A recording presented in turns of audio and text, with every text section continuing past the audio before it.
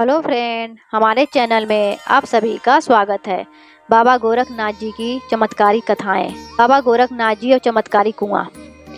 भारत की संत परंपरा में बाबा गोरखनाथ जी का नाम अत्यंत श्रद्धा और सम्मान से लिया जाता है। वे नाथ संप्रदाय के महान योगी, सिद्ध पुरुष और अलौकिक शक्तियों के धनी थे। उनके जीवन से जुड़ी अनेक कथाएं प्रचलित है। ऐसी ही एक विशेष कथा है, बाबा गोरखनाथ और चमत्कारी कुएं।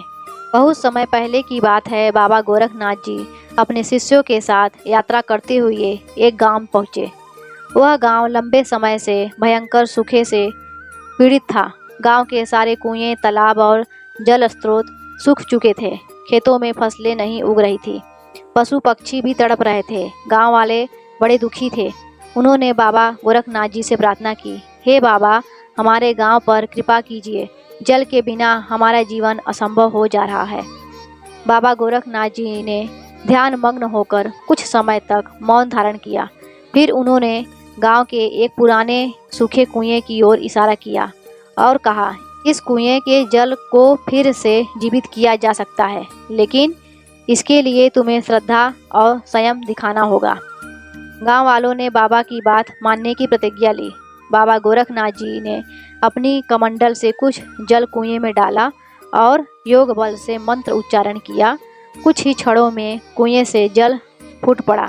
कुआं लबालब भर गया और स्वच्छ मीठा पानी निकलने लगा। यह देखकर गांव वाले चकित रह गए।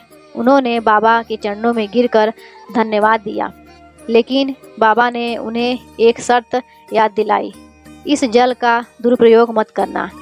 यह केवल आवश्यकता के लिए है, लोभ के लिए नहीं। गांव वालों ने हामी भरी।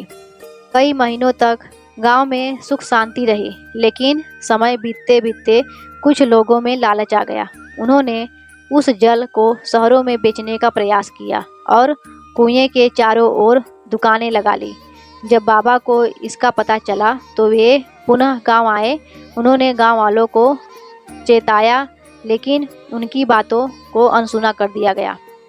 बाबा गोरखनाथ जी ने कहा, जहाँ लोभ आता है वहाँ कृपा नहीं टिकती। इतना कहकर उन्होंने आकाश की ओर देखा और धीरे धीरे कुएं का जल फिर से सूखने लगा। गांव फिर से सूखे की चपेट में आ गया। अंत में जब गांव वाले अपनी गलती पर पछताए और बाबा से क्षमा मांगी, तब उन्होंने पुनः कुएं में जल लाने का वचन दिया। लेकिन इस बार उन्होंने यह कार्य अपने एक शिष्य को सौंपा, जिससे लोगों को यह सिखाया जा सके कि सच्चा चमत्कार गुरु की आज्ञा का धर्म पालक में है।